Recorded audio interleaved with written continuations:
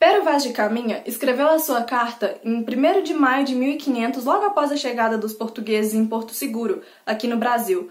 A primeira coisa que a gente pode perceber quando a gente começa a ler essa carta é as características marcantes do quinhentismo, que era o movimento literário da época, onde ele descreve muito os habitantes do Brasil. Eles avistam a terra e a primeira coisa que eles observam são alguns indígenas observando eles, curiosos à distância.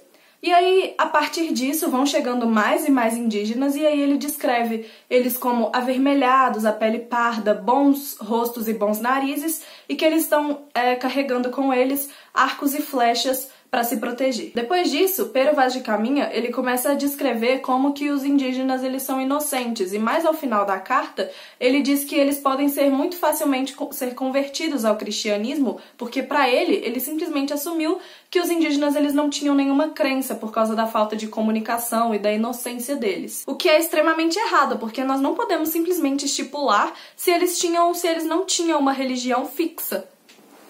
Uma das características mais marcantes dos indígenas na carta de Pero Vaz de Caminha é o fato deles andarem sempre nus ou com nada para cobrir as suas vergonhas. E por isso, muitas vezes, os portugueses eles olhavam para as mulheres com olhares maliciosos e elas nem se importavam, porque era algo comum do dia a dia delas, andar daquela maneira. Uma característica marcante dos indígenas eram adornos que eles colocavam nas bocas, como os piercings que nós usamos hoje em dia. Eles furavam os seus lábios e eles colocavam ossos e artefatos de diversos tipos.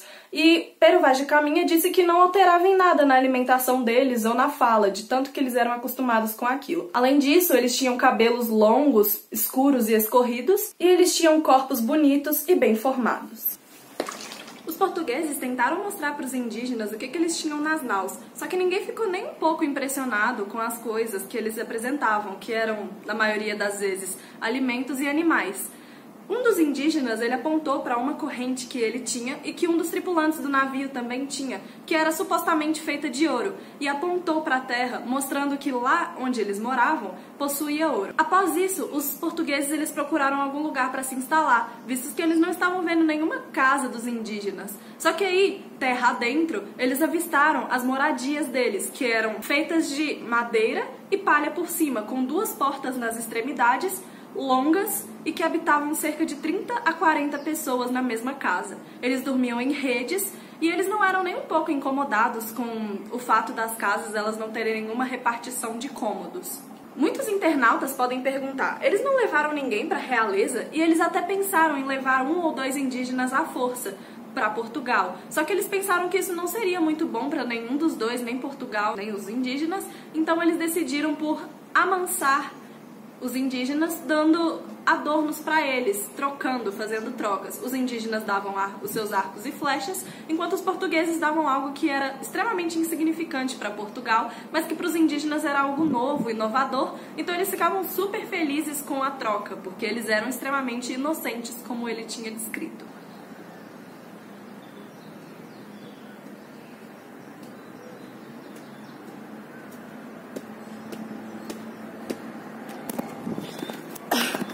Os portugueses, eles eram muito religiosos, eles eram cristãos, e eles chegaram no Brasil em abril, na época de Páscoa. Então eles decidiram construir uma cruz com a ajuda dos indígenas para comemorar o evento. E os indígenas ajudaram eles não porque era um símbolo importante da religião católica, mas sim porque eles estavam curiosos em ajudar, em utilizar o ferro, que é uma coisa que eles nunca tiveram feito na vida. Além disso, os portugueses ficaram extremamente admirados com a beleza da biodiversidade brasileira, porque aqui tinham aves de todos os tamanhos, cores, e também ele ficou tão admirado que ele escreveu 7 páginas de uma carta e pediu perdão à Alteza por ter se estendido tanto no conteúdo, mas é porque ele simplesmente não pôde se conter ao descrever todas as belezas brasileiras.